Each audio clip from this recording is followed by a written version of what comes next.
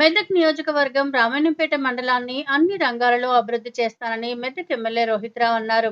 మెదక్ జిల్లా రామాయంపేట పట్టణంలో శుక్రవారం నాడు కళ్యాణ లక్ష్మి షాదీ ముబారక్ చెక్కులను పంపిణీ కార్యక్రమంలో ఆయన పాల్గొన్నారు.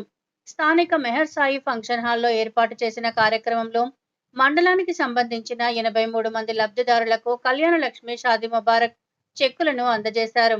ఈ సందర్భంగా వారు మాట్లాడుతూ మెదక్ నియోజకవర్గంలో అన్ని అభివృద్ధి పథకాలను ప్రవేశపెడతామని పేర్కొన్నారు. కాంగ్రెస్ ప్రభుత్వం ఏర్పడిన తర్వాత 19 కోట్ల రూపాయలతో షాదీ ముబారక్ కళ్యాణ లక్ష్మి చెక్కులు అందజేశామని వారు తెలిపారు. రాబో రోజుల్లో అనేక సంక్షేమ పథకాలను తీసుకువచ్చి రాష్ట్రంలో మెదక్ నియోజకవర్గాన్ని ఆదర్శ నియోజకవర్గంగా తీర్చిదిద్దుతామని పేర్కొన్నారు. ఈ కార్యక్రమంలో టీపీసీసీ అధ్యక్షులు చౌదరి సుప్రభాతరావు, బ్లాక్ కాంగ్రెస్ అధ్యక్షులు రమేష్ రెడ్డి, సీనియర్ కాంగ్రెస్ నాయకులు, లబ్ధిదారులు అధిక సంఖ్యలో పాల్గొన్నారు.